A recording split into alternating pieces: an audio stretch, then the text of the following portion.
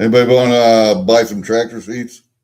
I got a couple old steel tractor seats. You see them in the thumbnail? They're for sale. $50 a piece. Either one you can have them. One with the holes or one without. I just took the spring steel off them. That's all I wanted was the bottom part of the seat. And now the seats are for sale.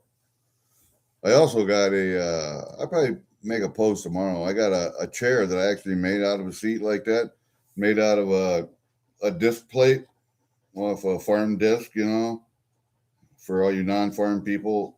Disc plate's round and it's convex, concave. And I welded a pipe to that and welded a seat on top of that. So I got a shop chair. And that's for sale too. I'm selling everything. I'm selling everything except my precious metals. There you go.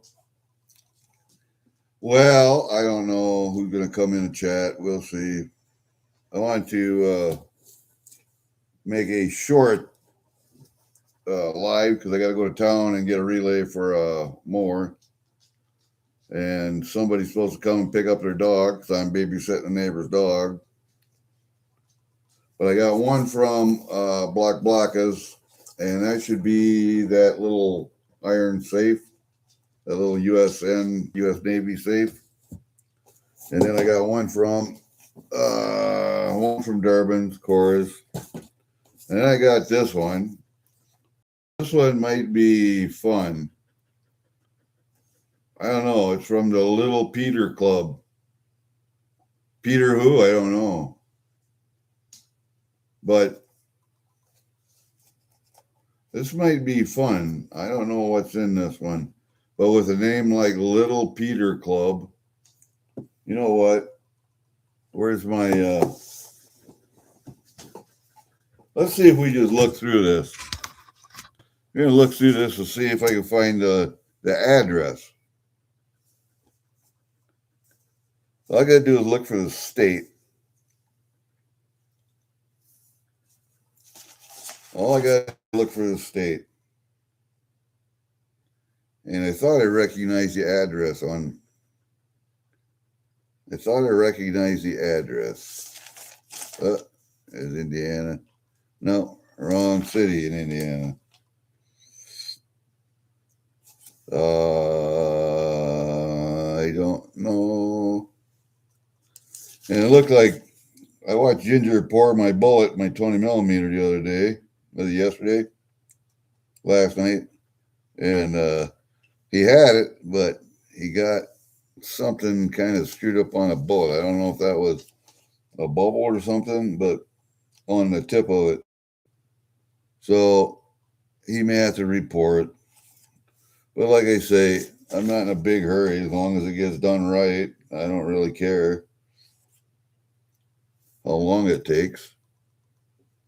There's another Indiana, but that's the wrong city also.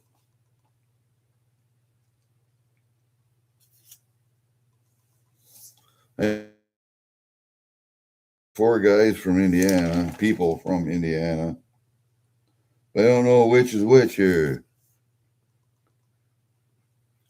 That's from Ohio. Hey, Lisa, how are you? Big hug, girl. Meridian, Indiana. No, that's not it either. Yeah, that is too. 4600. But that's the wrong address of Meridian, Indiana. Okay, because I recognize the town. There's another one. But he hasn't been on the internet for a long time. But that's the wrong address in Meridian, Indiana, too. So that's four of them from Meridian, Indiana, right there. There's another one. This guy also hasn't been on the internet for a long time.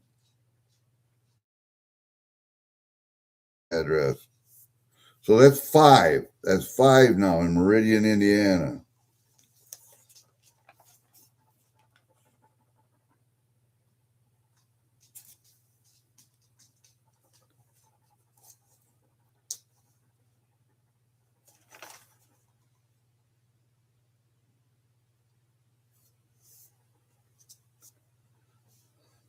There is one from,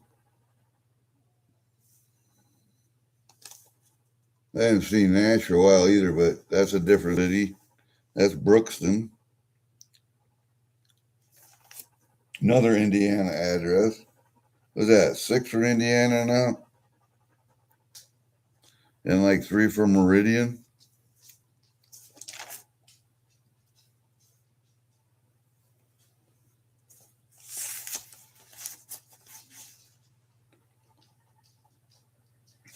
You will be happy to know that my father-in-law's tractor and mower made it out here today. I think he drove it out here. There's one from Bourbon, Indiana. But I haven't seen Becky Joe for a while either. So that's 7 from Indiana that I have written down. So, but not this particular address. I've got like 3 from Indiana. Oh, everybody want to see the baby that I'm babysitting right now? That's Holly. Holly's bringing me over her toys. She's always bringing me her toys. She never leaves them, but she brings them over here to show them to me. And I have to tell her that she's a good girl. I have to tell her she's a good girl. And you can keep your toys if you want to, okay? You can keep them. Or you want to give them to me. You want to give them to me? Give them to me. Give them to me. You want to give them to me? Okay, you can have it. You can have it. All right. Go play. Go play, Holly. Holly, go play. Holly, go play, you. Go play, you dog. Go play. Go play. Go play. All right, go. Go, go, go. Go. Go. Go. That's Holly. I ain't 9 for 9. Oh, now she just wants all kinds of attention. Hey, Cumulus. What are you doing over here? Now I'm trying to do something. Now you want attention.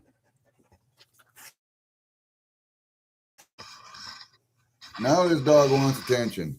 What are you doing? You've seen a golden doodle before, don't you? Haven't you? This is a golden doodle. Look at that dog. Look at that dog. The golden doodle. She's a good dog. She just don't have much for brains. Ain't got much upstairs, do you? You chase stuff, and then you don't come on recall. I got to chase you down in a pickup.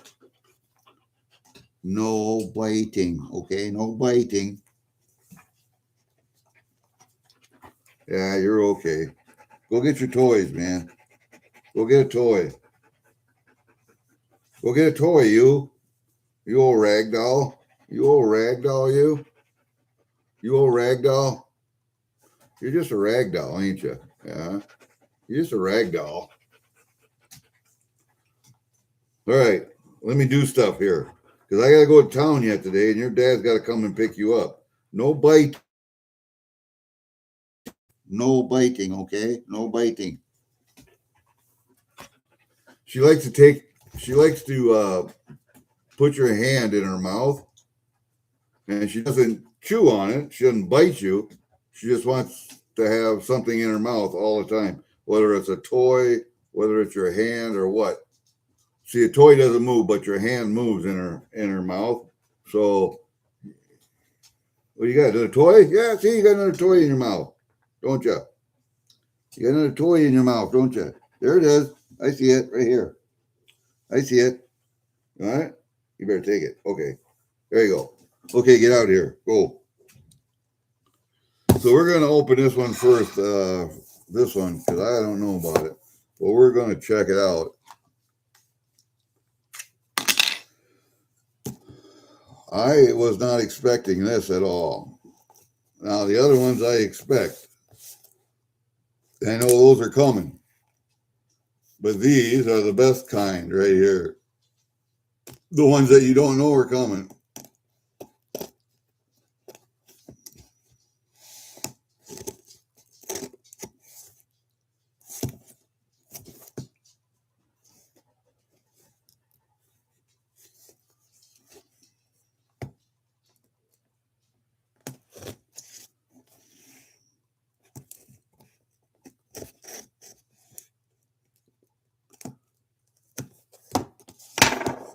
See, I don't see how that opens up at all. Oh, yeah, I do. It's underneath this label.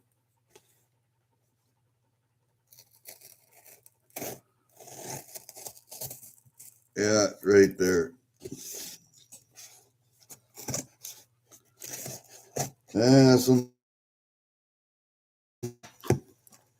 Yeah, there we go. Oh,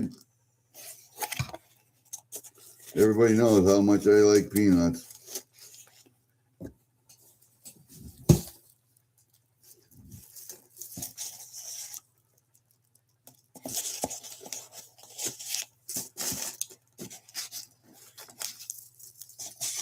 What the heck?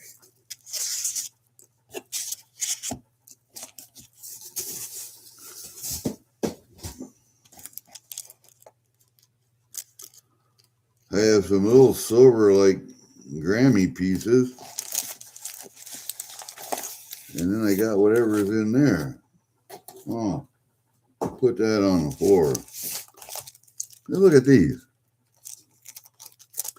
It's in these bags right here. These Pan Silver Company.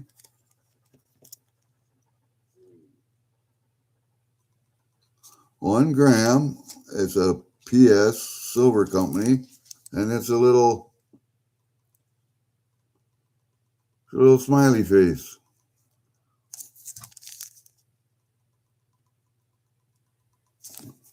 And then this one is a little pile of shit.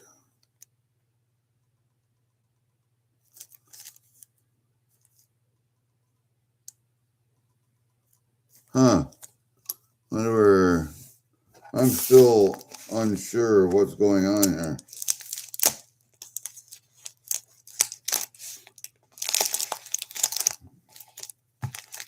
My wife was at home Monday, Tuesday, Wednesday this week. And last night we had to go to a wake of my former sister-in-law. But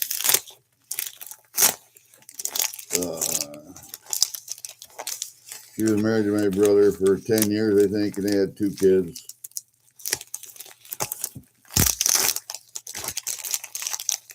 And Josh and Elisa were both there last night, and kids, the grandkids. What the heck? All right, well, I cut that, so let's just cut it. I usually try and save them, but might be able to yet. I don't know. You know,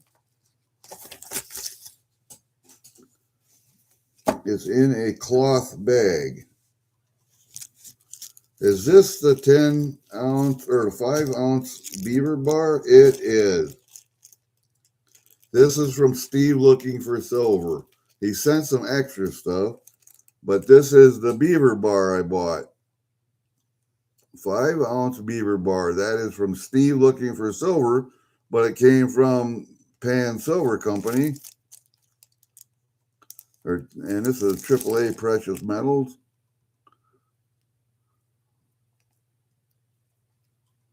Huh, I'll be damned. Well, this one kind of caught my attention first, Block.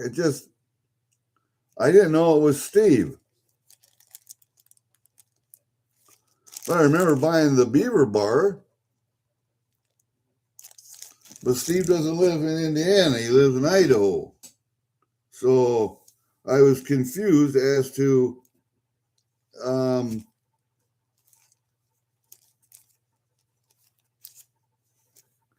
he put those 2 little Grammys in there too. I was confused as to this address. I know I've seen some Meridian, Idaho. Idaho ID. It wasn't IN.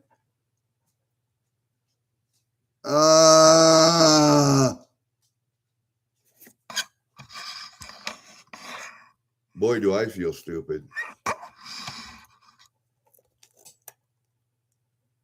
Oh,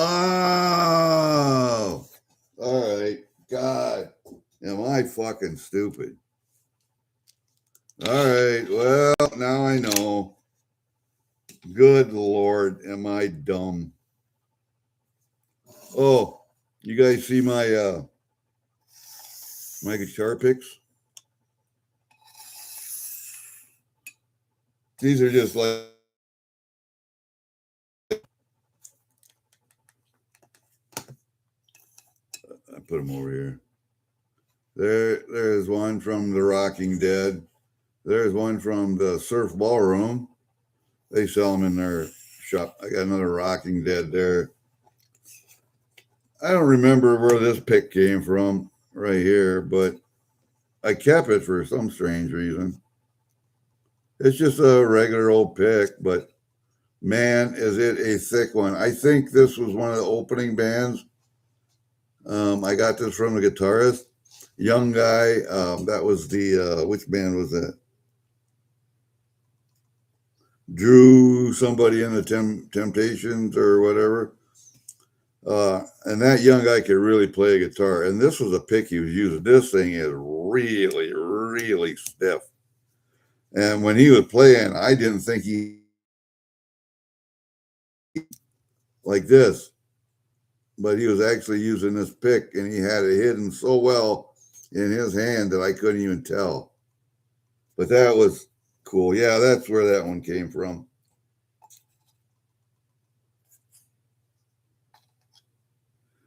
I keep my picks. All the bands where I get my picks from.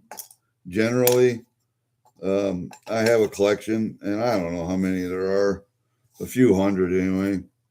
And I give them to my daughter. She has all my pick collection now. Okay, so let's put Mr. Beaver right there. We will zoom this back out a little bit. Bring this around here like this. We'll put Mr. Beaver back here for right now. And these two little thingy bobbers, we'll just put them back here along with his bag. We'll bring some more of these up here because I think we're going to need them. And I'm going to get some coffee.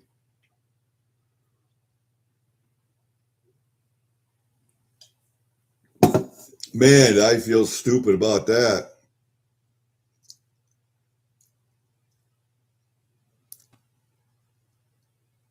Hey, Steve, I got your Beaver. I was looking, I looked at the address. I go, Meridian, Indiana. Where the hell? So I started looking through my address book. I found a couple from Meridian, Indiana, but it wasn't the right street address. So decided to open the box and then I discovered it was Idaho when I looked at the box again. Oh, I see. Now we're going to open this one next, Block. You got to stay.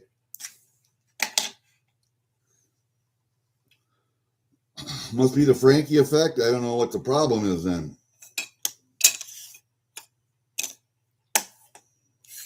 Put you back there for a bit. Oh, I see. There you are. Let's open you up. Just like that.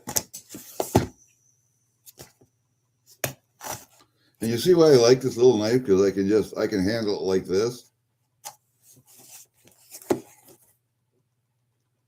I mean, I can do that with so much easier.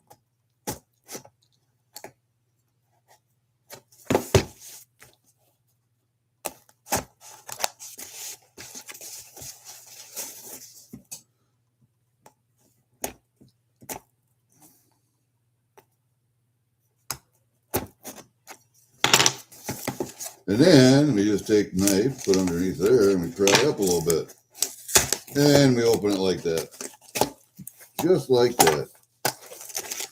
And we got one, and we got two, and we got three. And an empty box.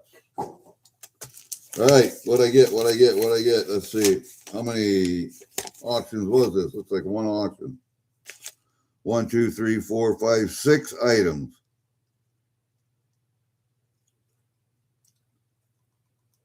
Huh.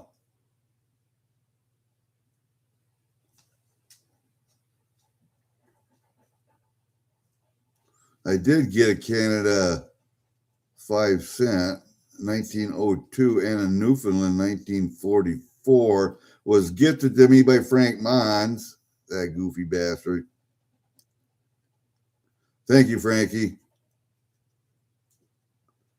And I got a 1982 D cent roll because I don't have a 1982 roll. So let's just look at those. Let's get the other one out here. And I just about missed the Durbin auction last night because I was at that wake, but we made it home in time. See, we went out and ate with my daughter. My wife went and inspected the basement work that she's having done. We still made it home in time because it's an hour drive. Still made it home in time for the tail end of the Durbin auction, and I got online just long enough to see JJ win a bell. The 1982 uncirculated pennies, American pennies, of course. American pennies, because those are the ones I'm saving right now. Will they be worth anything in the future? I don't know. These are copper anyway. So at least the copper will be worth something. It'll be up to my daughters to sell them if they want to sell them. But yeah, I got some pennies. And I don't know what. But anyway, we got there in time. And then Joe says, is there anything on the list I didn't sell that you might want? And I did bin a couple of things that hadn't sold. So we will have another box coming from Durbin one of these days. All right, let's see what we got here. First thing. This is that wolf skull pendant. Yeah, I don't know. It was a different pourer. So who is this by? Phoenix Fine Arts, hand poured by Phoenix Fire Fine Arts. It's only 0.6 of an ounce, but it is number 2. I don't know how many of these they made or whatever, but it's a pendant, can be worn as a necklace, and it's a wolf skull. I thought it looked kind of neat.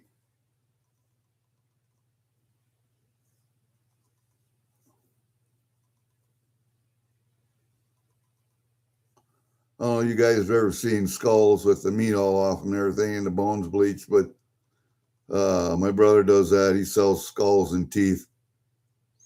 Deer skulls, coyote, mink, coon, fox, whatever. All right, I like that. So let's just put that out here. We'll put everything up and under the bag with it, or put it in the bag. I don't know.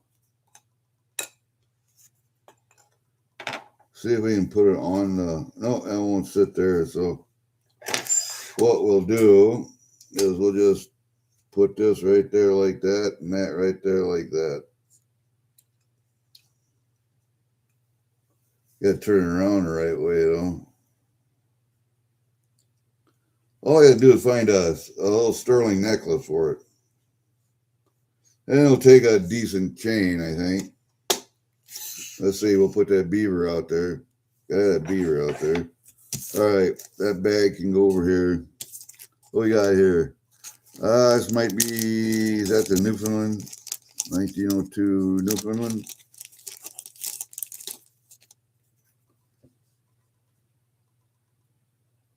This is 1902 Canadian. It's a 1902 Canadian. Oh, shit. Canadian.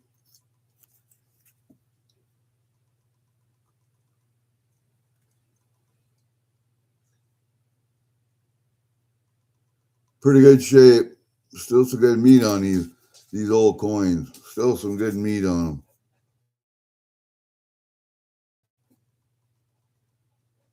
The 92 close AM. Huh. Well, I don't look for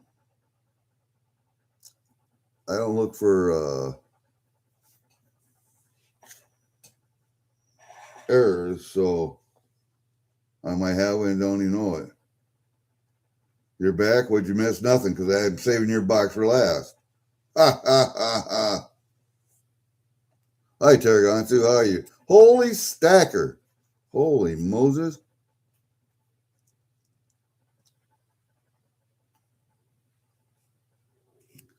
'92 close AM, made by the Royal Mint.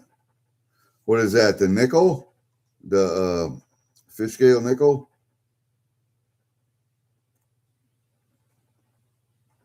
Or the dimes or what?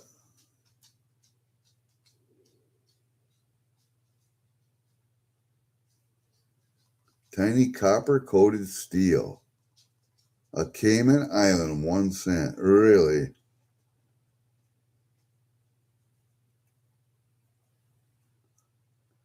Close AM, big dollar. Oh. Okay. Well, I'll look for it, but pretty sure I probably won't have one. Might, but I doubt it. Let's put you down there too. All right, throw you over there. Here's the Newfoundland, the 1944. See, I have one, and that's why I didn't bid on it. But then Frankie bought it, and then he gifted it to me. That goofball.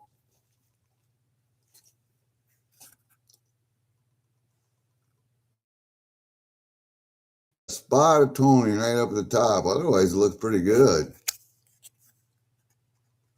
Spot of toning right there on the crown. I'm not even sure that's toning. That might just be something stuck on there. I don't know. It almost looks like it's dirt or grease in there. I have to take it out of there and take a Q-tip to it real quick, or a toothpick. See, because that looks like it had the same stuff on there, and that's what's causing the toning. The toning is brown. That black stuff looks like it's dirt or something. Huh. I don't know. Well, that's what that one is. We'll put that one right up here with that one. Let's see if I can do this. I might be able to do that. Put that over there. And then I got this other dollar. And we'll leave that out. This was, I got one of the dollars that he had in the capsule. I kind of like try and get different dollars, but I thought it was kind of a neat design. I like that. I like that design on the front. Just kind of cool on the back, but I like the design on the front a lot.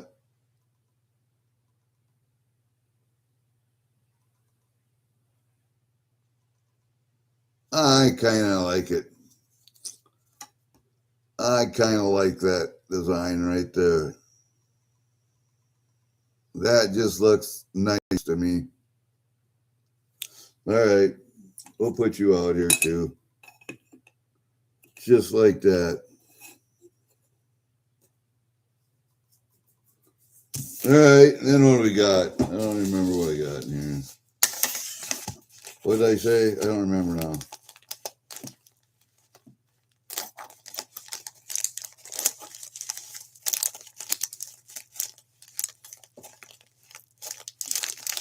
Come on. Why are you stuck?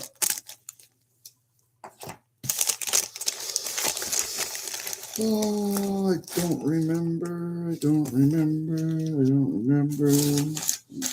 throw you down here. I suppose we should put the penny roll out there too. As long as we're displaying stuff. We'll put the penny roll out there too. Now, what do we got in here? A big bag. It's a big something.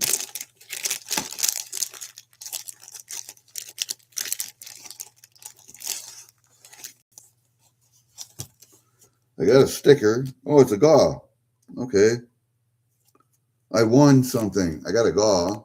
I got a sticker, Joe Durbin sticker. I got a quarter. No, it's a half. Yep, it's a half. The design, that new design that I really like, I thought that was a great design. I liked it a lot. I thought the Mint did a good job on that one. And then I got a new nickel too.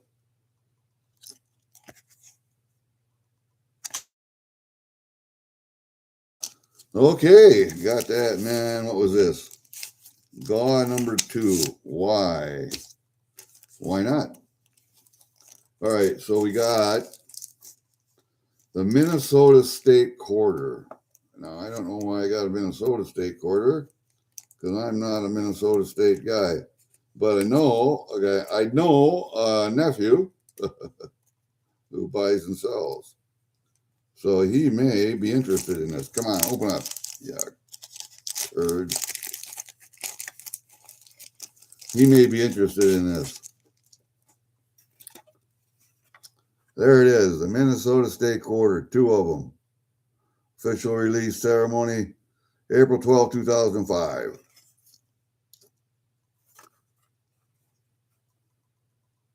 Minnesota land of 1,000 lakes. Half of them are ponds, but they call them lakes. The quarters are kind of cool, though. See if I can get it to focus on that. Come on. Focus on that. Not nothing else.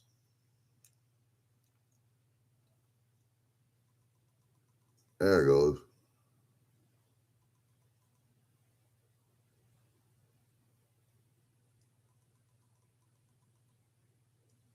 A loon, guys in a boat, state, trees, lake.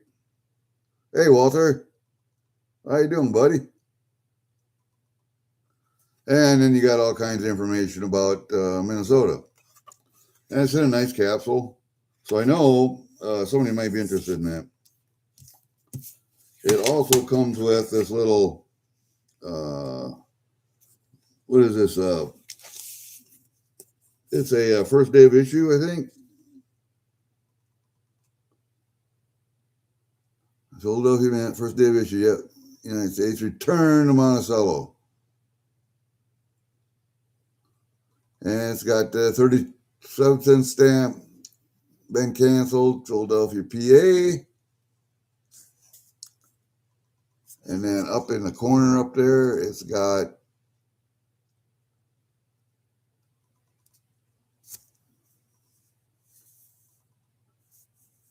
come on, it's turd. There you go.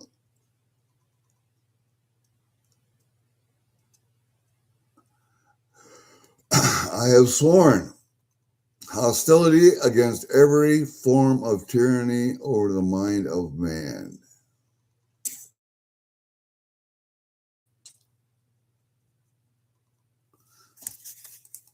There's some words to live by. And that is that new nickel when they released it. All right. And then you got some information about the 5-cent coin. And all of that will probably going up to my nephew. Along with this nickel. I'm keeping the half, but that nickel will probably go along with it. So that nickel will go along with that right there. That'd be good. That'd be good. And yes, I almost never win, but see, I did win a GAW. Uh-huh.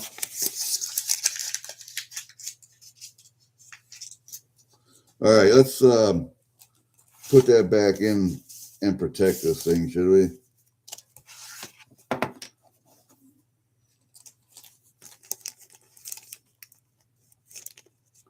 Back in a bag and protect it. Okay, come on, you. Get in there. This nickel goes in there with it. I'm keeping the half. I'm keeping the half.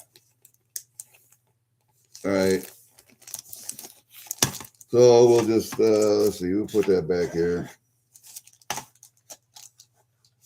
Do I have a, yeah, I got a stand I can put it on. Just like that. Just like that. Okay. I should put my my Durbin sticker there too. I'm gonna put my half out here. Now we got this box right here.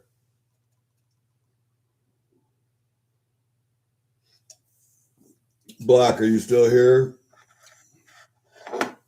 Because we're gonna open your box now. I know that's the only reason you came.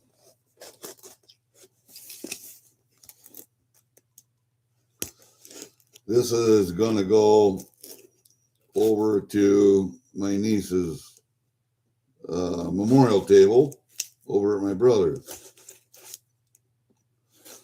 And if many of you don't know, my niece was in the Navy. I suggested maybe that she go into the Navy or the Air Force when she graduated high school. And she came over and talked to me and my stepdad about it. And her aircraft carrier, George Washington, was in port for R&R, repair and refit.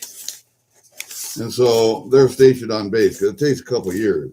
They have to cut a hole in the side of the carrier to get the nuclear reactor out to put a new one in. New fuel rods and stuff. And she had a boyfriend and they were living on base and blah, blah, blah. And I don't know, some kind of a relationship problem. Anyway, she decided to take the easy way out and hung herself. So another one on that carrier within a year. I think there were 10 deaths of people aboard that carrier within a year, and they, I think, relieved the commander, and I think she had gone to the leadership with her relationship problems and mental health issues, and they just kind of ignored it. And there were 10 suicides on that carrier within a year, and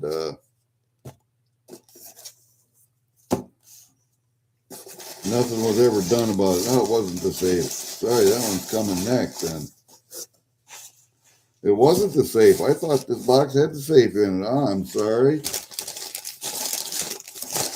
This one's got the other stuff in. This is my Eagle collection. Oh, where are we at?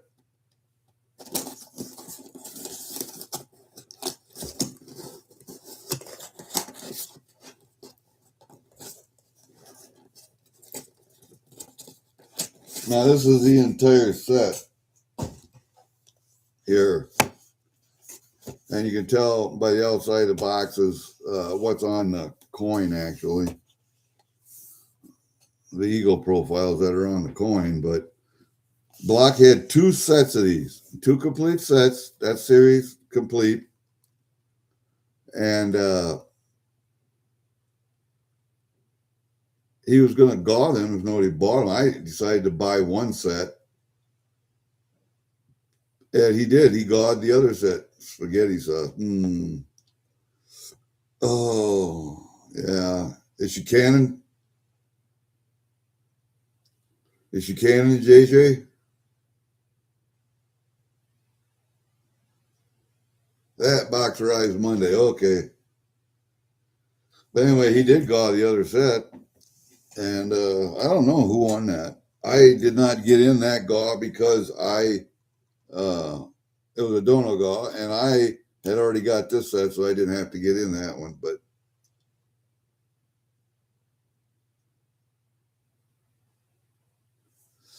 take a look at them. I do have to run to town. What time is it? 12:40 something. I got to run to town and Napa and get a relay for a goddamn one more. Let's see if I can. We'll just turn them around like that. And we'll just take them out and look at them.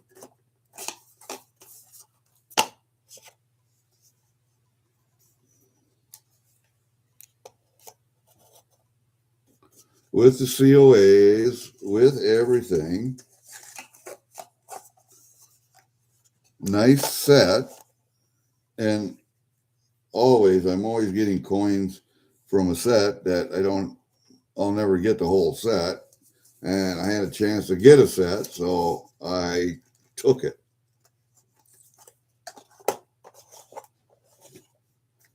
And we'll look at this one first because that's the one that's going to be setting behind.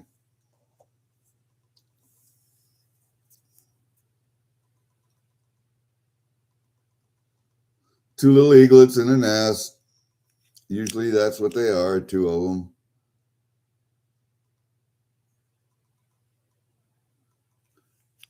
Those look proof.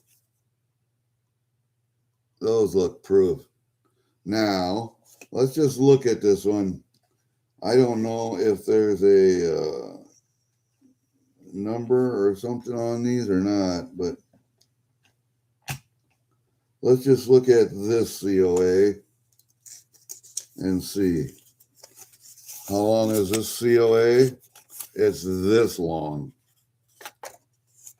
Good God Almighty.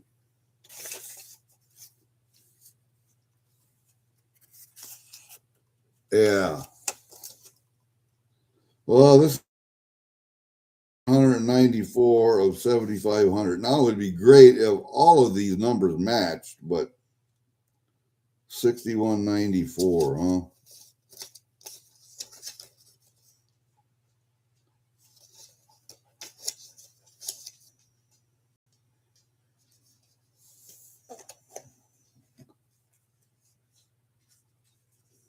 I don't know when John is coming to pick up his dog. He's supposed to pick her up today.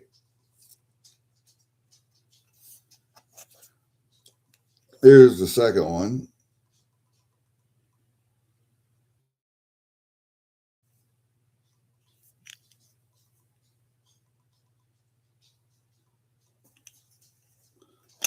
I don't speak Argentinian, so I can't read it to you.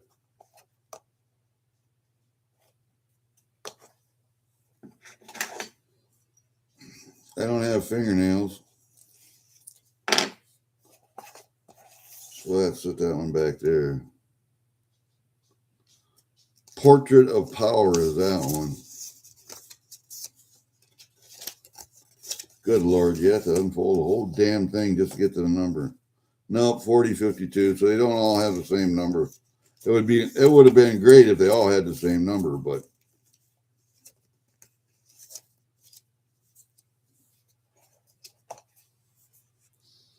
I wonder how.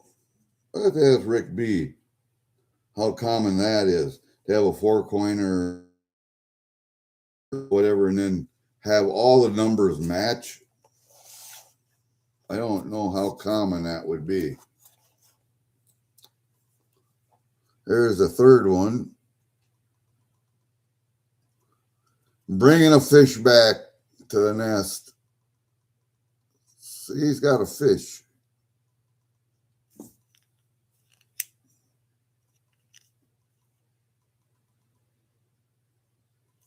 They're all $20 coins, so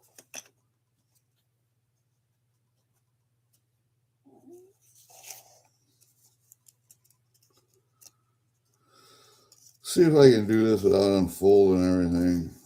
I doubt it. There we go. 7097 out of 7,500. We're getting up there with that one.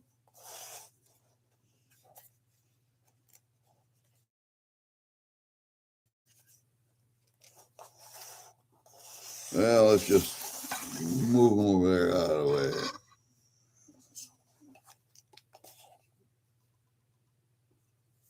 Then there's the pair.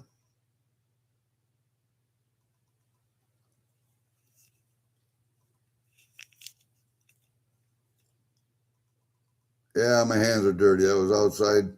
My father-in-law brought his tractor and mower out here. And so that's going to stay here. And so I was already outside with him. He's getting so frail, he can't hardly get up and down off the tractor. And he wants it out here, so he can come out here anytime he wants and he can play with his tractor. And he's getting so goddamn frail that it's hard for him to even get on the tractor. I don't know what's going to happen. This is 1,375, 1,375 out of 7,500. So yeah, my father-in-law is got certain things in his head. He can't get it into his skull that he's getting fucking old and he can't do that shit anymore. What's going to happen is he's going to come out here. He's not going to tell me he's out here. He'll take that tractor down the woods. He's going to go mowing lanes or whatever, and he's going to have an issue. He's going to have a heart attack. He's going to have a stroke. He's going to have something where he's going to drive the tractor off into one of these ravines or into the river, and there will be no way to know that he's here because he never lets me know that he's here. He just shows up and he goes to work out in the shed out here, and he never comes to the house, never tells me he's here. It's like he expects me to be outside all the time. And I'm getting old too. And my muscles and skeleton aren't the greatest anymore. I have some very serious injuries that I have to deal with. I'm on pain meds all day, every day. And he expects me to be like I was back in the day. And he expects himself to be like he was back in the day. And he can't get through his head that he's getting old. I don't think he can get through his head that he's going to die. Come on, guys, you're all going to die. You have to get used to the fact that you're going to get old, you're going to get frail, you're going to need help, and you're going to die. It's part of being a human. It's part of life is death. And the whole title to the stream was, remember, you're mortal. You're going to die. You have to remember that. You're not invincible, although you think you are when you're 18, 20-year-old guy. You think you're invincible. You think you're not going to die, but you are.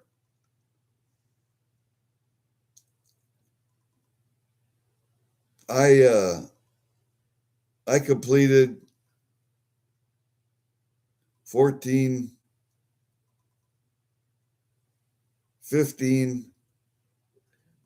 or 16 years in the active Army and Army Reserve.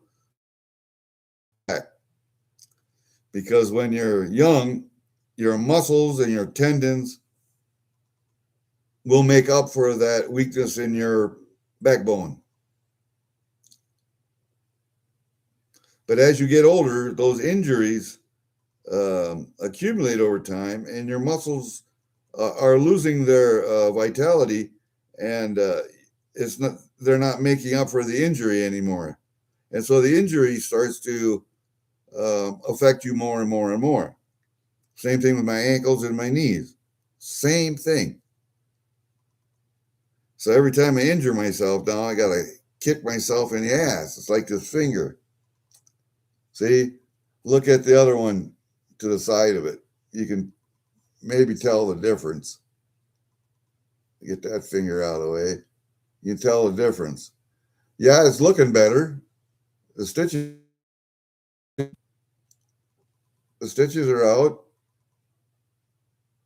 and a big hunk of skin came off the top when they took the stitches out.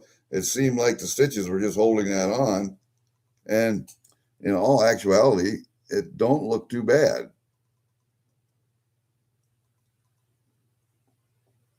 I will still lose the nail, I think. I'll still lose the nail, but I have feeling everywhere in this finger. Top, bottom, sides, tip. The only place I don't have feeling is right here. Right there on that pad. Oh, man. Yeah. What? Hi, this is Charlotte Anderson, U.S. Auto Care. Fuck you.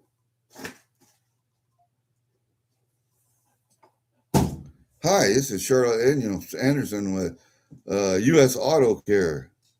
Fuck you. Quit calling me. Anyway, so it looks pretty good, but I'm telling you right now, man, your body, it weakens as you get old. Your muscles, your tendons, and they don't make up for that injury anymore. And those injuries start to mount up and take over. And I can see that walking up and down stairs. I can see that just walking, period. Why are you bringing me more toys? Huh? Always got to have something in your mouth, don't you? Always got to have something in your mouth. What a dog. What a dog. Well, I have to inventory all this stuff.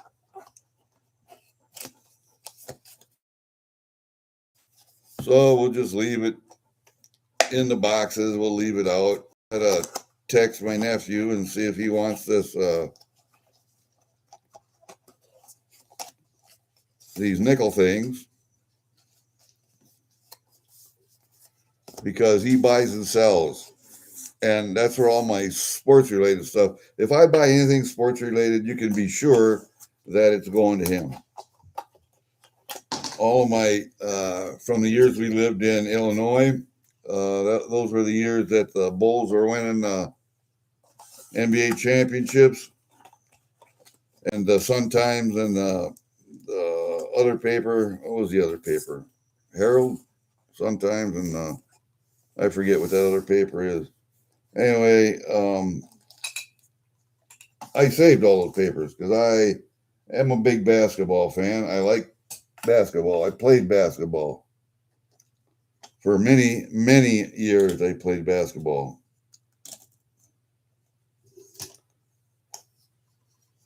In high school until I got kicked out. In grade school, on an intramural team with our when I worked aircraft avionics.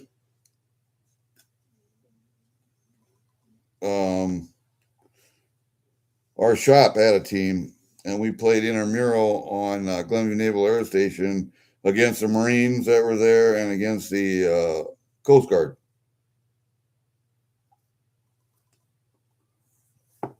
And that was a good time there. Some really, really good players when I was playing with them guys. One guy, a Marine, oh man, he was good. I had to guard him, so I know how good he was. He could do no look passes. You know, you think Caitlin Clark is good? That boy was good, man. Anyway, that stuff starts to take over after a while. Those injuries.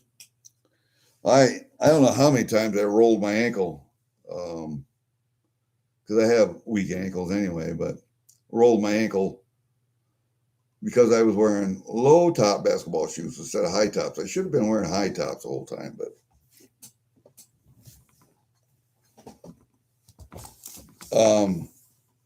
so it's a thing, you know, it's a thing. You have to think to yourself, how am I preparing for the future? Not only financially, but physically. You know, we made our front deck out here with stairs on, but we made it so that we can add a wheelchair ramp to it if we need to, and it won't take much to do it. But we built it with that in mind, and just stuff like that. We put this when we put the addition on the house on that side over there. When we bought the place, put another stairs going downstairs, and that's against the north wall, and that's a block wall, so we could put a chairlift on there. And we designed that because I didn't want that stairway to start with. What I wanted was a spiral staircase right in the middle of that room. And my wife said, absolutely not. Okay, well, I guess that's what we're going to do. I can pay for it. You can tell me how it's going to be. But she had a more practical idea, putting a chairlift in. A spiral staircase wouldn't have made much sense. It's okay.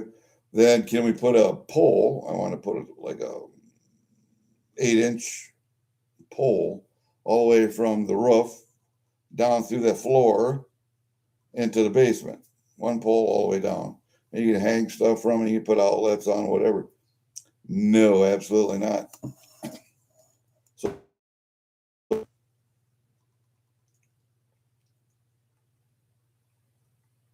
I had a lot of ideas that didn't get accepted.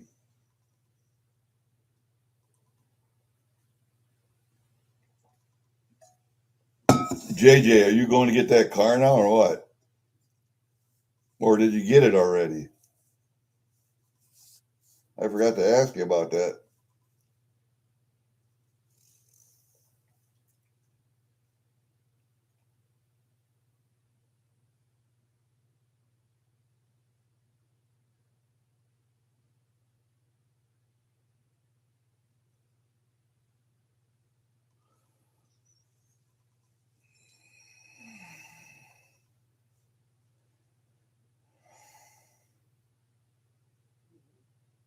All right. Well,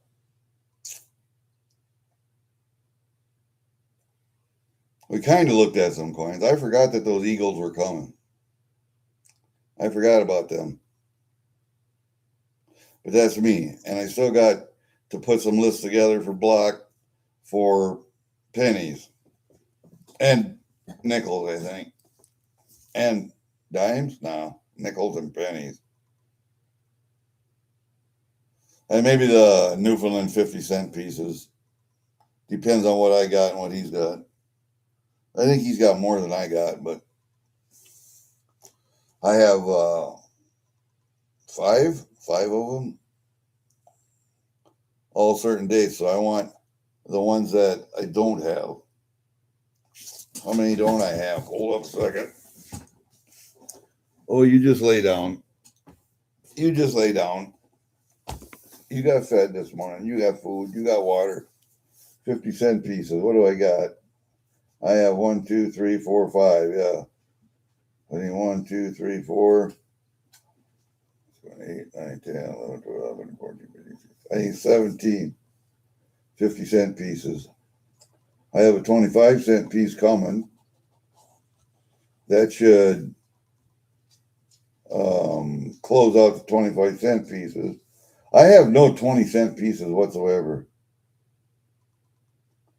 1, 2, 3, 4, 5, 6 or 7 5 cents. 1, 2, 3, 4, 5, 6 dimes, old dimes. I have no 20-cent coins and I have no $2 coins. Either one. The New Brunswick, I've only got, I don't have the 61 half cent, the 2 5-cent, the 2 10-cent, the 2 20-cent. I don't have any of those.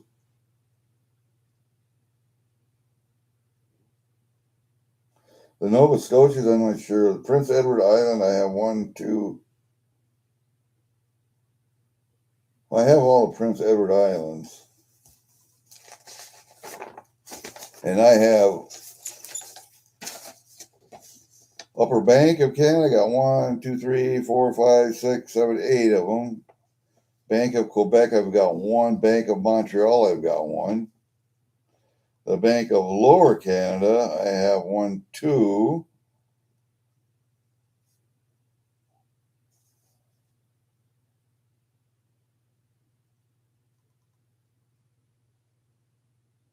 No, I have 1. An 1837 half penny. So, yeah, it'll be a while before I get all the pre-Confederation coins. But those are the ones I want, pretty much. And the old fish scale nickels and the old dimes and, you know, the older stuff. I don't, the newer stuff, yeah, I'm putting it away, but the older stuff is what I really like more of than anything.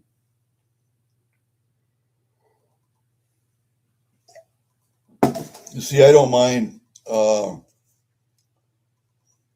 putting sets together of newer coins and putting them away. I don't mind doing that. Matter of fact, that's part of collecting, but I like the older stuff better. The pre-Confederation stuff. Just metals and AAA and that beaver is the same as on the coins, the rounds that I have, the 1 ounce rounds. And I believe those are also from AAA. I believe they are. I'll have to get them out. I know where they're at. And I sent one of those beavers to Meg, $1 Million Meg. She got one of the silver rounds that I had. And I don't know if anybody got anybody else. I don't know if Ashley got one or not. I don't know if Gremlin got one. Might have. I don't know.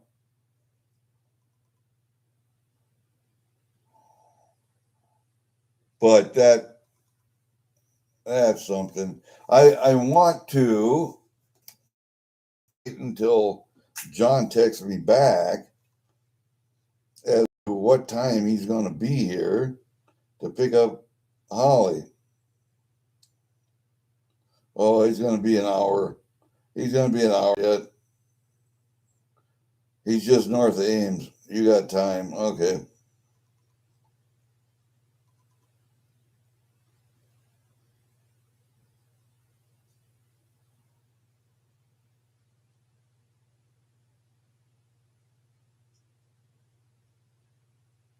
That one's neat. I think Supreme is, oh man, she got a couple of nice pours. But my bullet looks like it's going to have to get re-poured. He says, I guess I needed more venting and stirring of gases out of the silver before pouring. So I think that's going to get re-poured. Yeah, anyway, not a problem. We'll have the 30, the 20, the 50, and the 308, the 12 gauge shell, and the 45 all together. So I need a 223, a 9 mil, and a 40 mil. That's what I want. Yeah, a 40 mil. And I need to write to somebody because I know somebody who's got them in their, a military guy that's got them in their, on their stage when they do live streams. So I'm going to write to him and see if he'll just send me one and borrow it to me. If I promise pinky swear that I'll get it back to him. And you know that I will. You know that I will. I use it for moles. That's all. Because he's got belt fed 40 sitting. He's got a belt of them sitting there for the Mark 9 or the Mark 19, and he's got a belt of them sitting there. And so I would like to just have one to make a mold out of.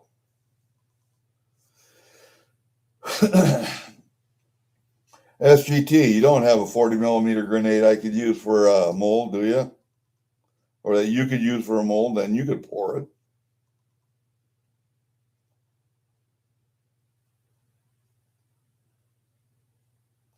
Maybe you know somebody that's got a 40 mil.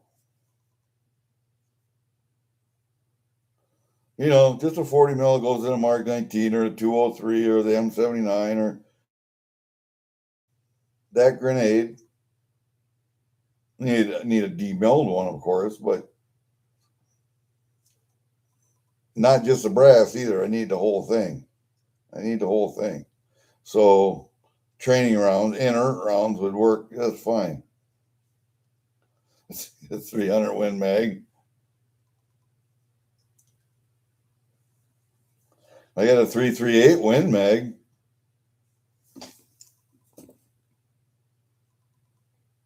No, I don't need a 300. I'm looking for military rounds. I don't know. Was the 300 Win Mag, did they ever use that for a sniper round? If they did, they played with it. I don't think they ever adopted it.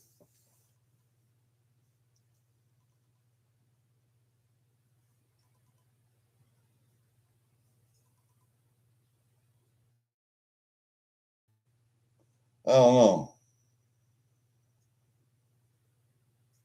Yeah, you would get in trouble, Block, if you tried to send me one.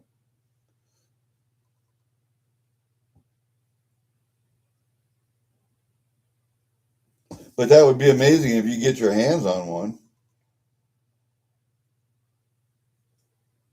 I know there are vets around the country that have them tucked away, you know, sitting on a cabinet like this right here or whatever. But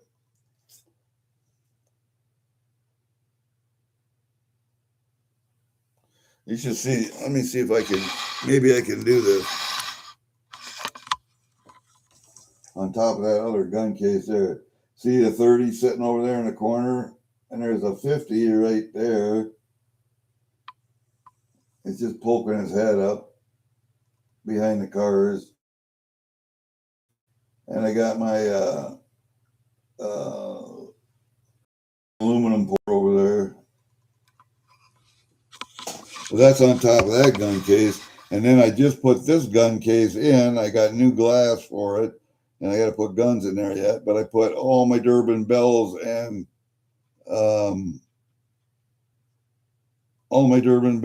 snuff boxes and everything up there.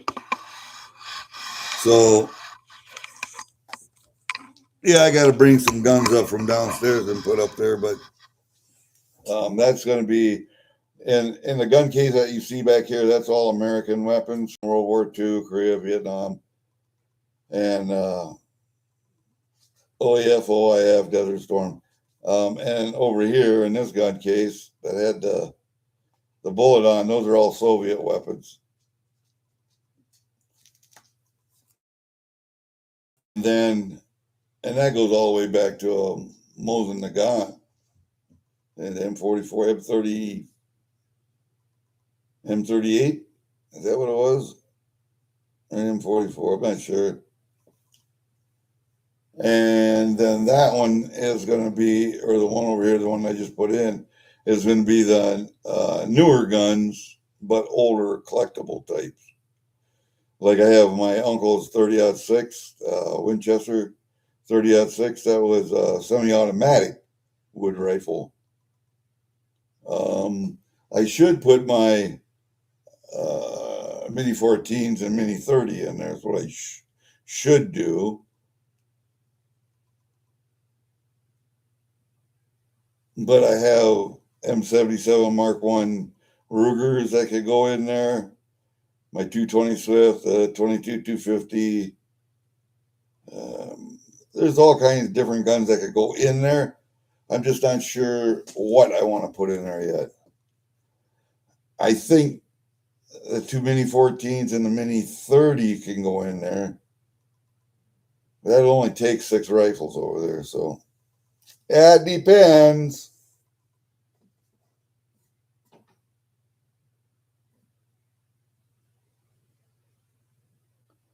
As long as he had the pin in it yet, you were good. But Jesus Christ, if he had the pin out and was just holding a spoon, I need help with this. Oh, yeah, then I think maybe I'd have grabbed his fucking hand like that and said, "Don't let go." Somebody find a fucking paperclip real quick.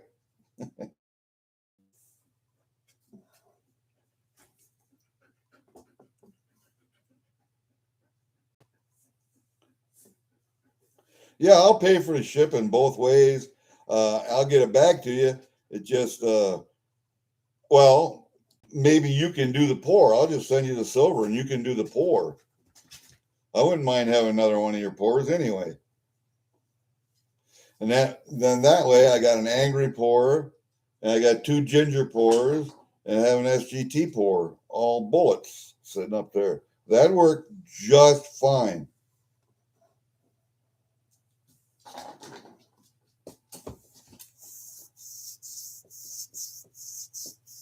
Well, that would have worked too, but Jesus. Yeah, how would you like to have been that medic? Did you see that? It was one video a long time ago. I don't know how long. The guy had an RPG round stuck in his thigh or side, and the medic had to take that fucking thing out. Ow, ow, ow, ow. And the guy lived. Oh, man. What are you looking at? You guys see this dog? Got her chin up on my arm. She just, I don't think she gets enough attention at home. And this is that guy. He was in the 82nd. His daughter is going to college now, and she's college down in Des Moines. So John's going to be keeping track of this dog, and he's still working and going to drill. So the dog's going to be up here. Morning's going to be down at his place. I might as well just keep her fucking up here. You might as well just be my dog from now on. But you're going to have to learn how to behave better. Yeah, you have to learn how to behave better. Yeah, I know. You just can't go. You just can't go chasing the mailman. You can't chase the mailman. He almost hit you the other day. When she goes to chasing a car, you can't call her back. There's no recall on her. That's why I keep her on a cable out here. Because she gets out and runs, she just runs, man. Just runs. You get too much energy. What you need to do is have that goddamn curly coat of yours shaved off for the summer. Every spring it should be shaved off. And she loves water. Just loves it. Yeah, I know. People find them in attics every so often. And it's just like the guy from 82nd, John, whose dog I'm watching here down the road. He started a little gun shop down there. I ordered a handgun through him. He's got his dealer's license and all that. He had one setting up on a shelf around inside of his shop, ammo crates and that kind of stuff. And he had one sitting up there. I said, "Can I borrow that?" So I'll get it back to you, but I want to send that out to somebody to have them pour me a silver one. Yeah. Well, it took me what? I don't know, 3, 4, 5 months. However long it took him, don't matter. But I took it back down to him and said, "See, here, I brought it back. There you go. Now this is the silver one." And I showed him the bullet that Angry had cast for me. He said, "Oh, that's neat. Yes, I will get it back to you. Work better if you could pour it, SVT. That would be better."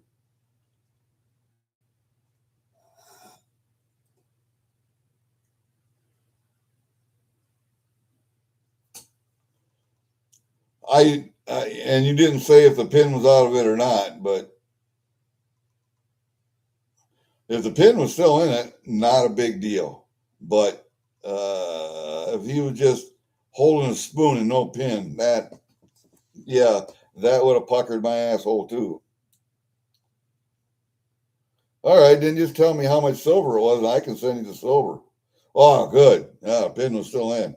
Then that's not too big of a problem. But shit, the guy comes walking in, he wants help disposing of it. You don't know if pin's in it or not at that point until you look at it.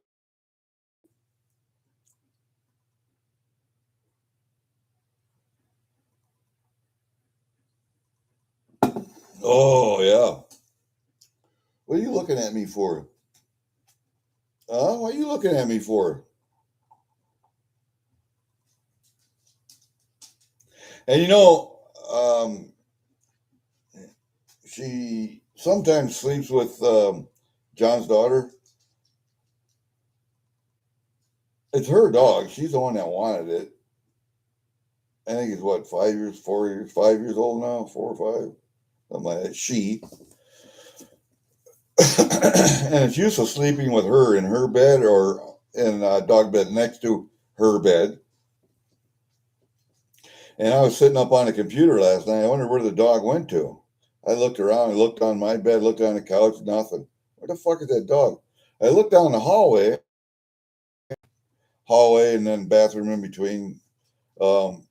And she was laying at the right at the doorway to my wife's bedroom. She had the door closed, of course, but the dog was laying right there. And the dog had taken 3 of her toys over there and had forced one of them under the door. So that's telling me something. The dog likes females, okay, because that's her owner is a female, but her dad's a male, so she's used to males, right? And there she is, something in her mouth again. Always got to have something in her mouth. And you know what? I think she'd be a great pheasant dog. I think she'd be a good retriever and a pointer. You might be a full. Always got to have something in her mouth. That's what makes me think that she would be a good retriever. She has a very gentle mouth. When she is playing with your hands, she's biting on your hands and stuff. My daughter's terrier does that too. And my daughter's terrier is a little bit harder on your hand than this dog. This dog got bigger teeth, stronger jaws, and is a lot gentler on your hand, which makes me think he could be a really good hunting dog.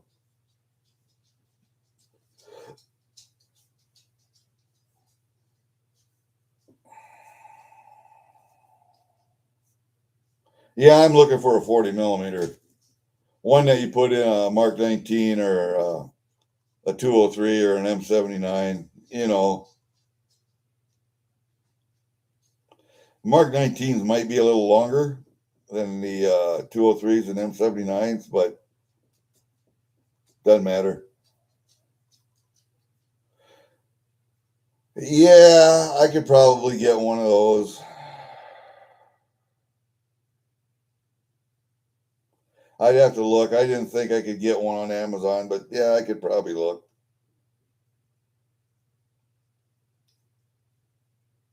I'll look and see if they're real lifelike or if they're the right size. Nothing like the real thing. What are you doing? Carrying stuff around in your mouth? Oh, let me see it. Can I have it? Can I have it? Can I have it? Or do you want it? You want it, don't you? Okay.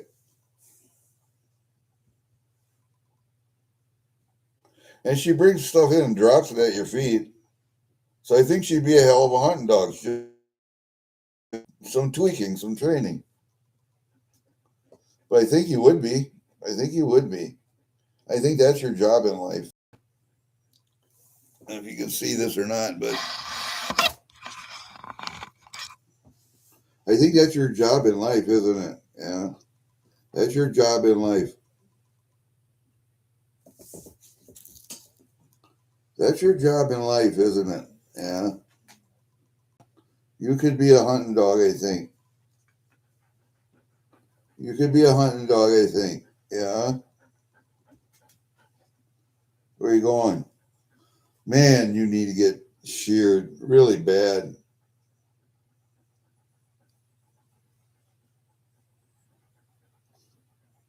Either that or she needs a good grooming because she's starting to get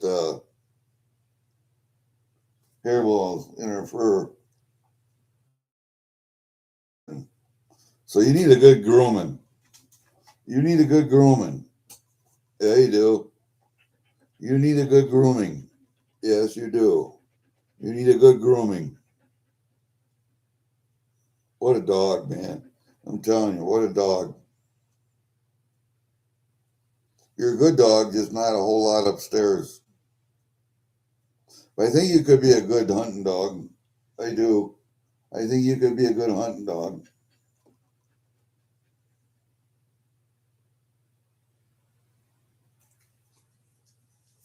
Let me see your other eye. You had something up here. Hold up. I see it. I got it. Okay. You get that stuff out of your eyes.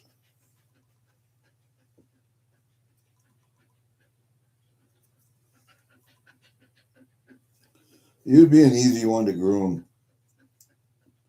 You'd be an easy one to groom. I watched some dog grooming videos, a couple of different people, and a guy and a gal. And I'll tell you what, the he had a real gentle pit bull in there, and then one he had a young King Corso that just wanted to play in the tub with the hair dryer, just wanted to play. And because they have such strong jaws, um, that Corso wanted to bite at the water, coming out of the nozzle for washing. And then he started to use a squirt bottle to rinse it with, and she would bite at the bottle. And he was very careful not to get his hands in the way when she was nipping at the water and stuff. A lot of times, if you just put your hand right into a dog's mouth all the way down the back of their throat, they'll gag. They won't bite. You just put your hand in their mouth, they could bite, but if they're going to bite you, stick your hand all the way down their throat. They'll gag. They won't bite.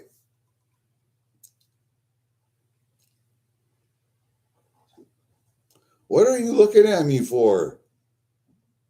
Why are you just standing over there looking at me? Huh? Why? Some people get weirded out by that. If an animal just stands there and stares at them, this dog does that. She'll stand in the other room and just stare at you.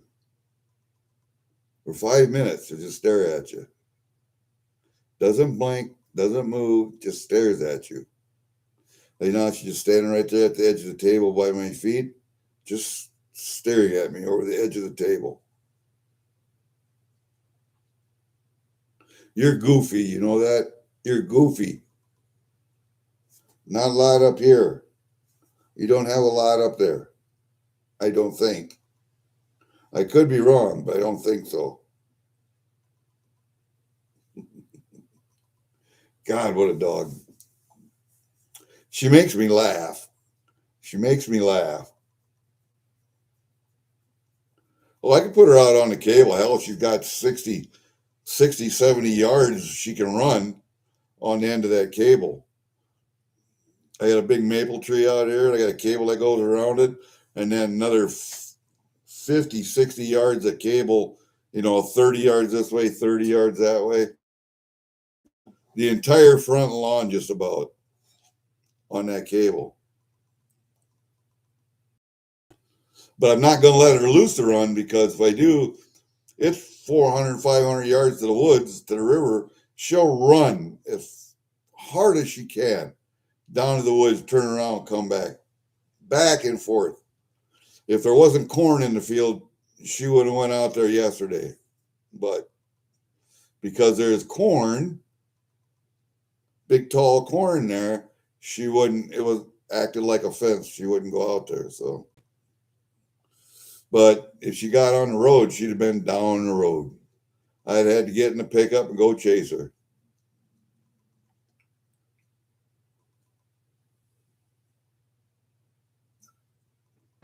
Yeah, and I got to go out and feed my cat too yet today. And say hi to her, because she's out in the shed. In the summertime, she spends her days outside, days and nights outside. I just feed her inside. I just feed her inside the shop in the summertime. I open the door, let her in, feed her. We talk for a little while. She gets petted.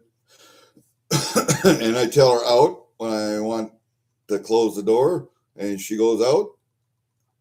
And she just stays outside in the summertime. Now, in the wintertime, when it's cold out, I keep her in the shop all night, and then I let her out during the day for sunlight, and then she'll come back in the shop at night. And she has her little cat box in there, and all her food and water and everything's in there, and her little bed. She could sleep on she's got a box of rags she sleeps on, or she gets on top of my refrigerator that's in there and sleeps up in the corner because it's sitting in the corner of the shop. She gets up on top, and right over there in that corner, she'll sleep.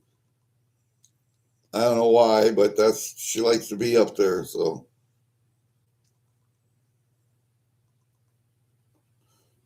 and I think she should have another cat for her company, but she's such a jealous cat that she won't allow another cat in that shop. I tried it with another kitten that came wandering in. I left it in there for a couple of days. I had the kitten tamed down to where I could put it on my lap and was petting it. And then I opened the door up just to see what would happen. And she chased that kitten out, and I never saw it again. Never saw it again. Hey, 710, how you doing?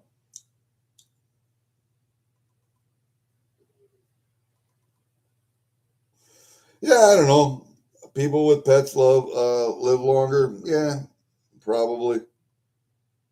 It gives you some responsibility. You have that sense that you have to look out after something else besides just yourself. So yeah, I'll go along with that premise.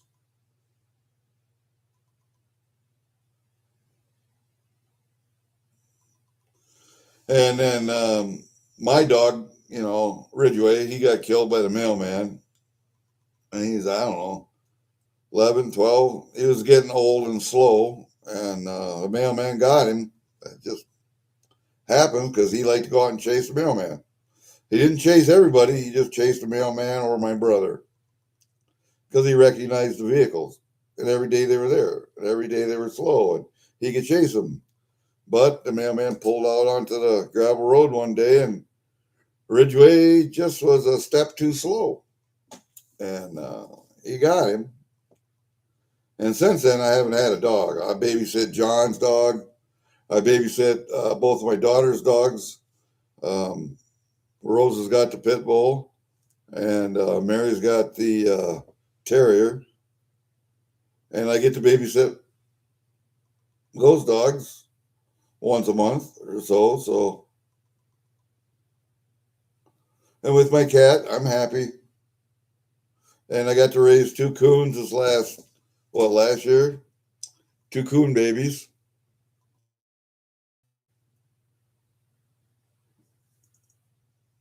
I kind of wanted to keep one of them, but god damn, coons are a pain in the ass. If you keep them in the house, they get into everything.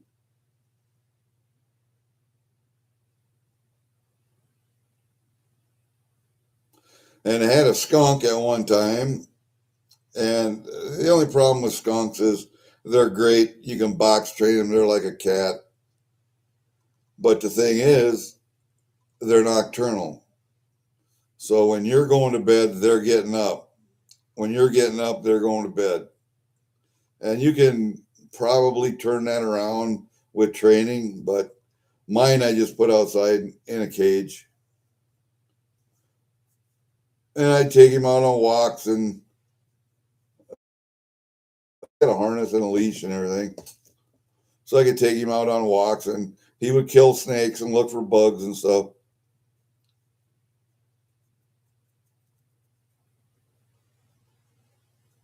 But they're little diggers. So if you have carpet, they will dig in the corner of the wall down by where your carpet, and they'll just dig.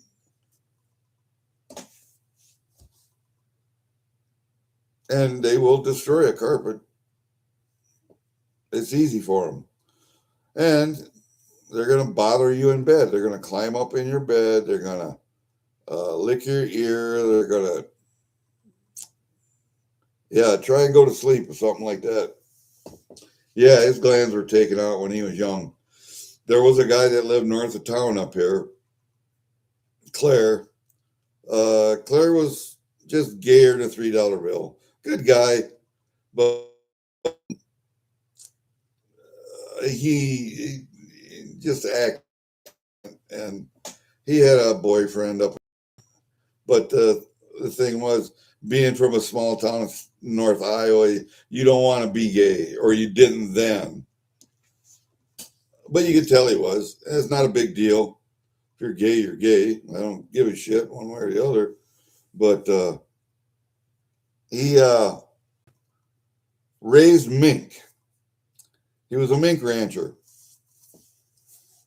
And as the mink price started to come down, he started to switch more of his mink into raising skunks for pet stores. And I bought one from him, and he had it descended because he'd have a whole litter done at one time.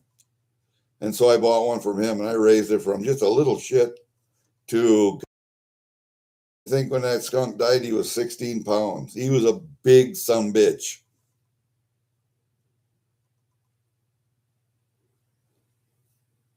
Anyway, I wanted him mounted, and I gave him to a taxidermist in Osage here.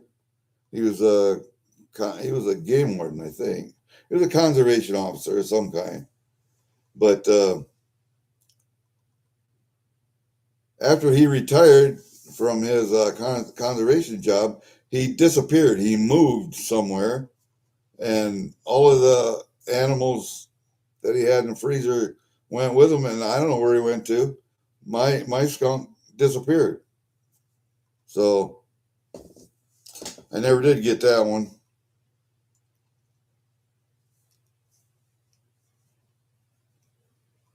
Yeah, the thing with getting their glands taken out, if they're used to, skunks stomp with their front feet. They stomp on the ground and they back up and they back up and they try to get their ass aimed at you while still looking at you at the same time.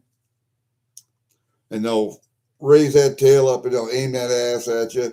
Even if they don't have a gland, they will try and spray. They can't, but they try.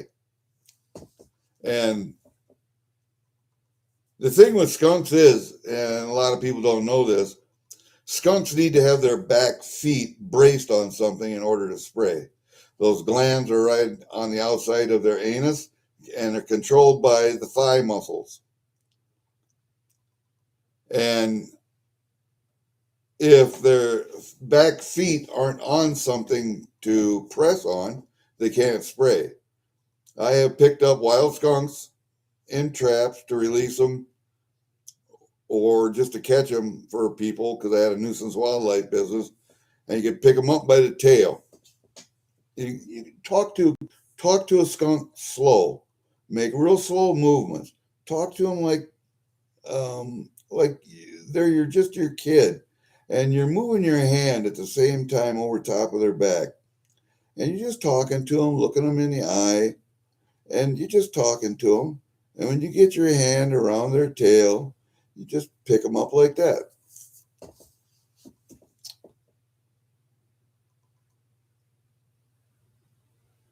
And the way we used to kill skunks was um, one way you can do it is just you can drown them because when they do spray, then it just floats to the top. It's an oil and it flows away.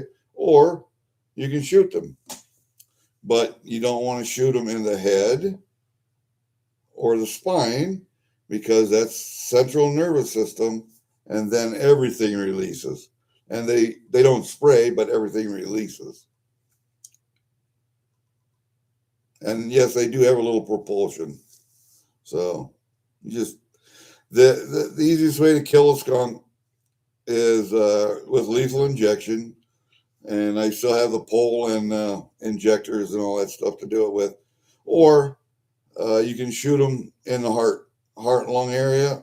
That'll kill them instantly, but it's not the central nervous system, and they won't release anything then.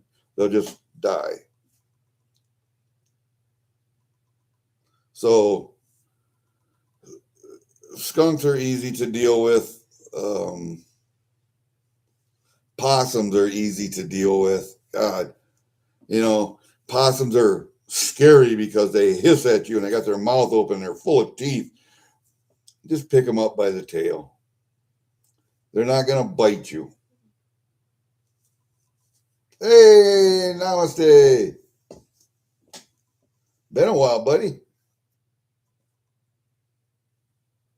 But yeah, nuisance wildlife business, if you know what you're doing, and I was a trapper long before I ever started that business. So possums are so easy to deal with. Possums make a great pet too. I had a lady call me. She had a nest of baby possums in a windowsill. So I went over there and caught the mother, and I removed the babies from her. I raised the babies until they were full grown. Then I released them, but released the mother, and then I raised the babies because I had little children at the time, two little girls, 5, 6 years old, that were very interested in that kind of stuff. And so I had them help me raise them. And I don't know what it is about my wife and my kids, but they get not chiggers, but what are the other little bugs that get under your skin? Give you little bumps. Anyway, they got them on their hands, and you have to put an ointment on there to kill the little bugs. I forget what they're called. And when my wife goes out to mow lawn on a lawn tractor, she is totally covered. Head net, hat, long sleeves, gloves, long pants, everything. Even in the dead of the summer, it could be 110 degrees out, and she's still fully covered because she gets those little buggies. And I've never had that problem. But the girls did. And they got those little buggies from the baby possums. So, whatever. We had to medicate the little possums. Had to give them little baths. And, Jesus. That was a pain in the ass. So, that was the last time my girls ever raised anything wild because they get those little bumpy things, bugs from them, whatever the hell they are.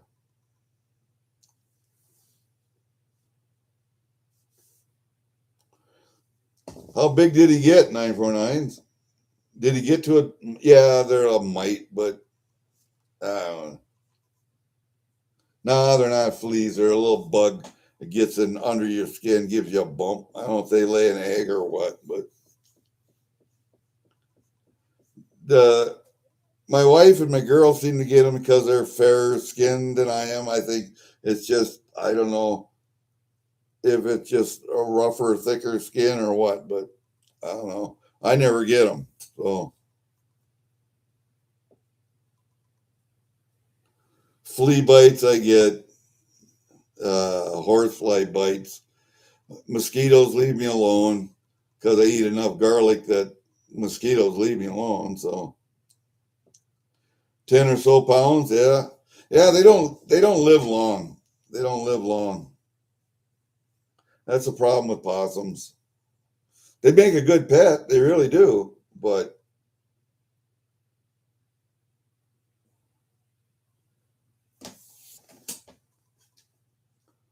yeah, that's what they are. No see them. You're right. They're nasty little buggers on my wife and my kids, but they weren't to me. So, and maybe it's because I eat garlic. Maybe that's why. Because mosquitoes leave me alone. I eat a lot of garlic. Garlic salt, garlic powder, fresh garlic. I like garlic. And that seems to keep the mosquitoes away. And I haven't had a tick. I've had a tick crawling on me, but I haven't had a tick embed itself in me in decades, simply because I think of the garlic. Oh, that could be because they are scavengers. They will eat dead stuff. But if you kept him well enough fed, I wouldn't think he would have. But maybe he needed something extra that he wasn't getting in his food.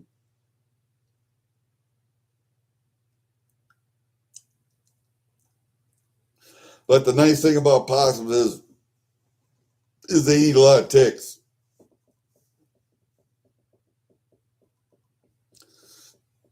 because they do eat just about anything.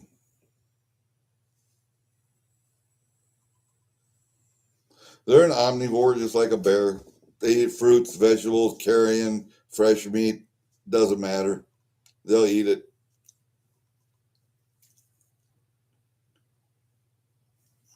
Black bears the same way. And fox and coyotes are the same way too. They're omnivores. They will eat fresh fruits if given a chance. They don't eat as much fresh fruit as some of the other omnivores. They eat mainly meat, but speaking of omnivores, the other day, uh, well, I should say carnivore, because the cat's not really an omnivore. They're more of a carnivore. But anyway, my cat, she does this strange thing.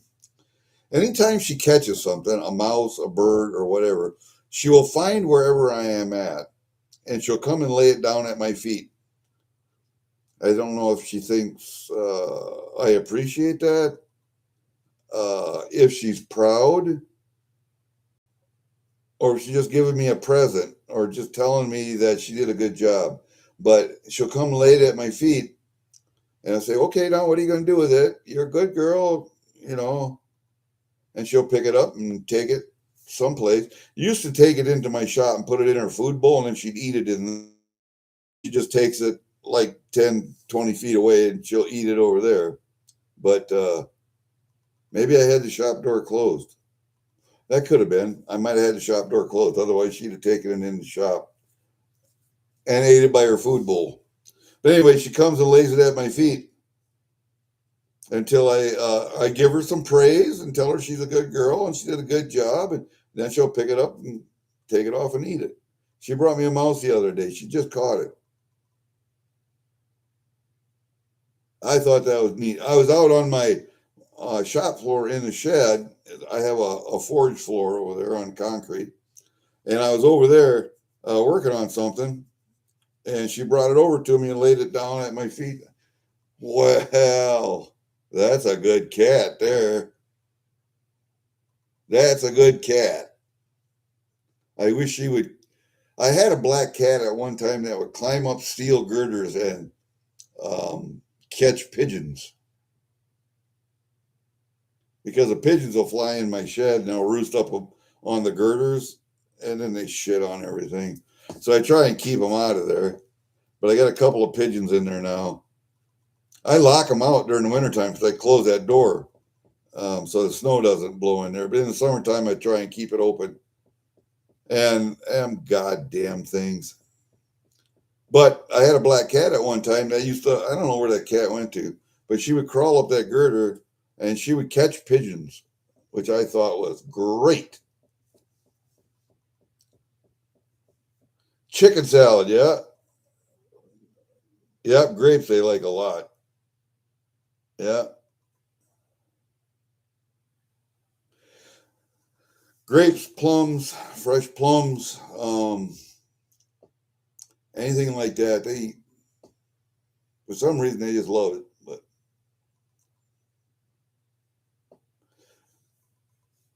yeah, if you raise a cat and because they're natural born hunters, they're gonna hunt. But if you give them a little praise when they bring you something, because I think they're proud, they just want to show you what a good job they did, and you give them a little praise and a little love, and maybe give them a treat or so. Um, they turn into great little hunters, man. Okay, SJT. I will look on Amazon and see what I can find, and then I may be getting in contact with you. See you later, buddy. Thanks for coming in, stopping, talking.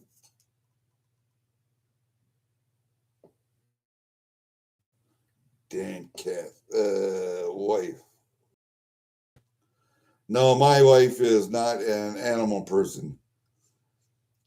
When she was a kid, their dog only came in the house in the front door. There was a rug there for the dog. The dog had to stay on that rug. That's as far as that dog ever came in the house. Said animals belong outside, don't belong in the house. Well, since she married me, her tune has changed.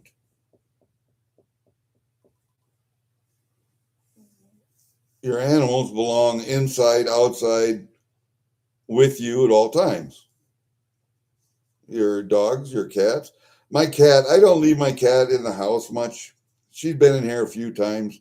She'll sit on my lap when I'm on a computer. Um, but one time, cats like to throw up. She threw up once on a rug downstairs. And my wife was sleeping downstairs one night. I don't know why. There was something going on anyway, because I got two bedrooms downstairs, and she was sleeping downstairs, and or she had to walk down to her office downstairs, something. Anyway, she stepped in some cat puke, and that was the last time that I let the cat in the house with her around.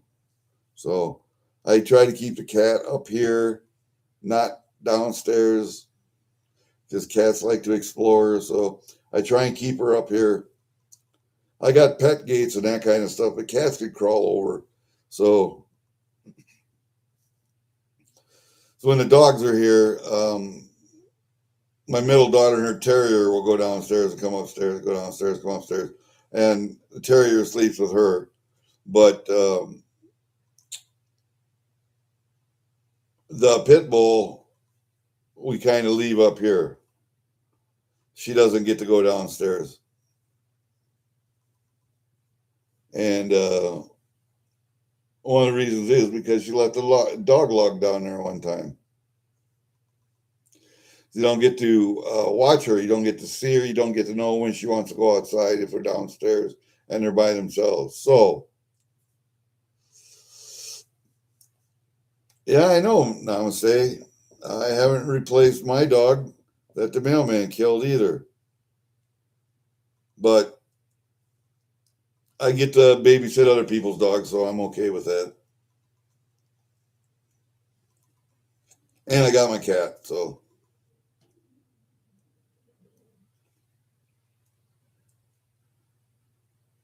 No, I've liked dogs. I've had dogs my entire life. The only time we didn't have an animal were some of the years, a few of the years we lived in Illinois. A lot of those years I had a cat out there too. TJ was my cat. I had him when my first daughter was born.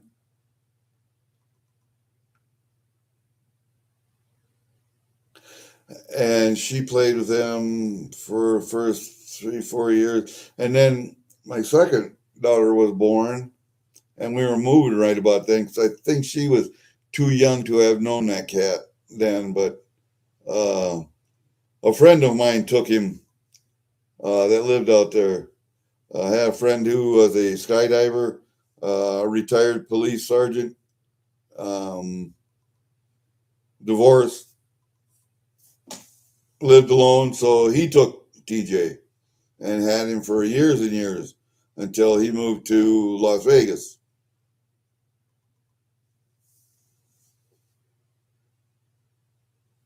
So yeah, we've had animals for several years, and then when I lived 7 years down in Washington, Iowa, we had terriers down there. I had two terriers down there, actually.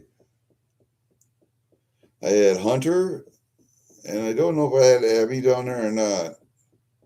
I think it was Abby. She was just a pup.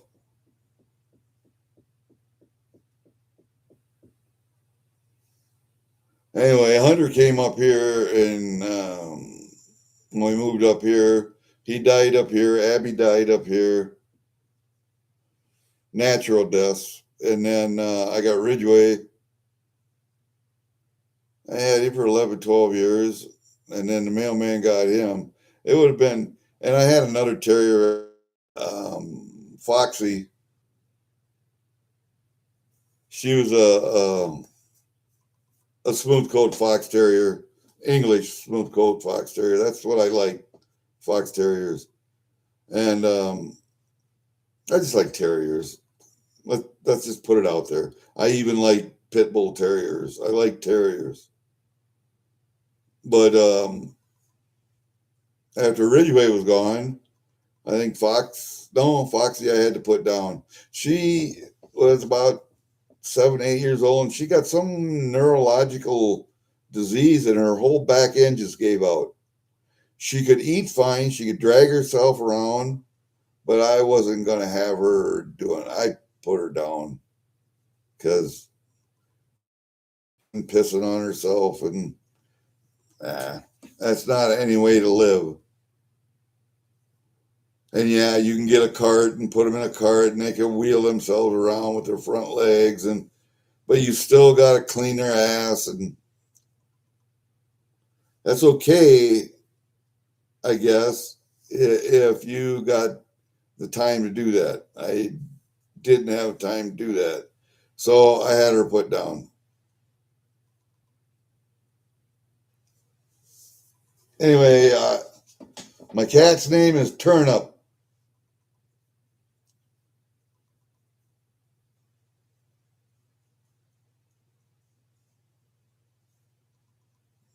I should have replaced the fucking mailman. I still hold a grudge against him to this day. I don't hate him, but I still hold a grudge against him. And when Holly got out, she busted actually the snap off the cable, and I had to repair the cable. But she got out and was running after the mailman, and he stopped. He stopped, start, because he was afraid of hitting her after hitting the other one. So that was good on him. That was good on him. And she couldn't run in the cornfield, so she ran around the north side of the property. And I got corn all the way around me, so she couldn't run out in the field. So I hopped in a pickup real quick and drove down around the grove and caught her. And as soon as I got out of the pickup, she knew it. and she came over to the door and hopped in the pickup. So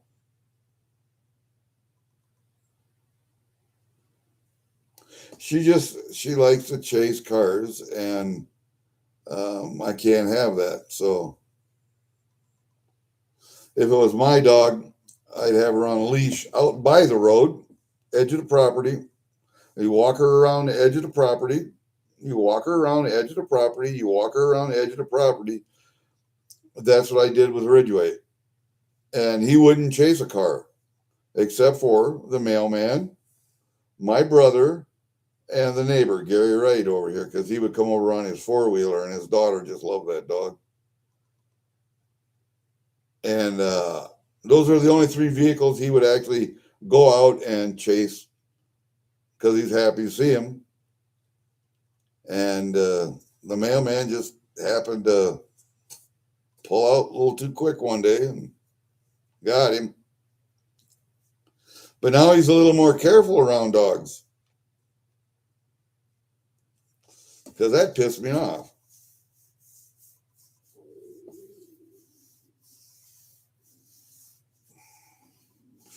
Anyway, yeah, so after Ridgway, I couldn't get another dog.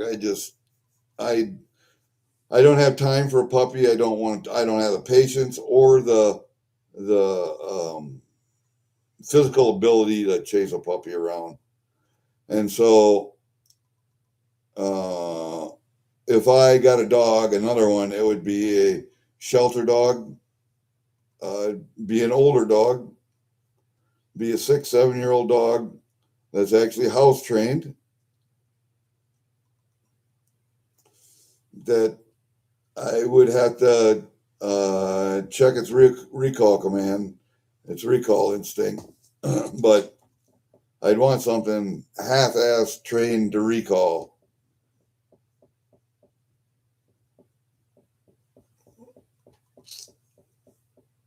Okay, Block, we'll see you. I got to run to town too. Jesus. No, it's not turnip, it's turn up.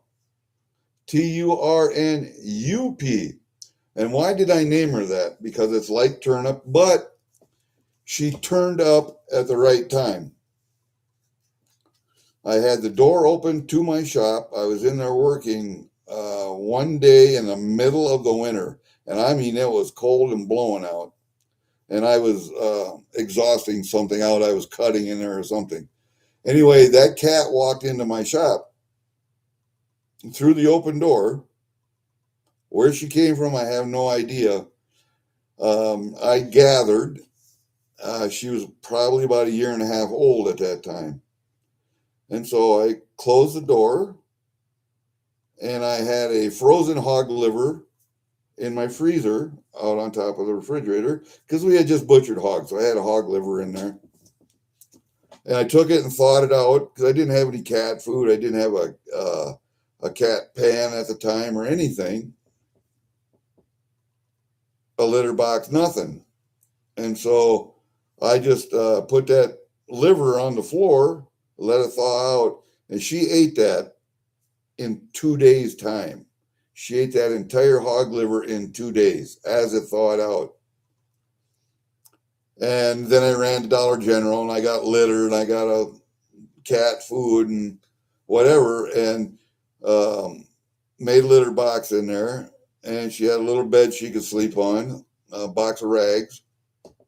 And she stayed there that whole winter. I never let her outside. She stayed in there that whole winter. I left the lights on in there for her. At night, I would just leave the one little light over top of my toolbox and another one up in the corner screwed in. And she had a little light in there, but it was dark, kind of dark. But she had a little light. And then I would come out in the morning, turn the lights on, open the door. How you doing? Close the door so I didn't let her out. That first winter, she stayed in that shop. And then that spring, I decided to let her out. And so I let her out, and she came back, and that's been her home ever since. That shop is her home.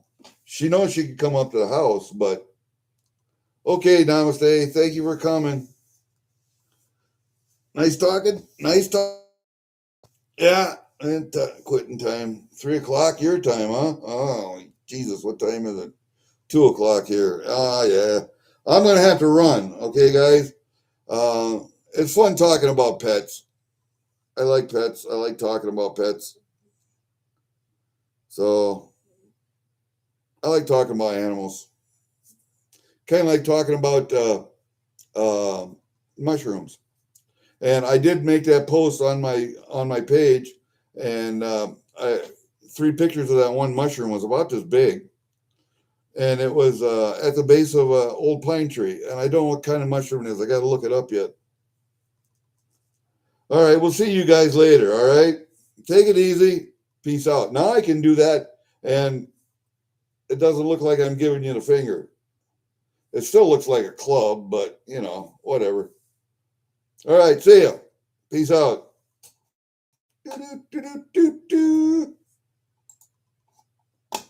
And down here we go. There we go.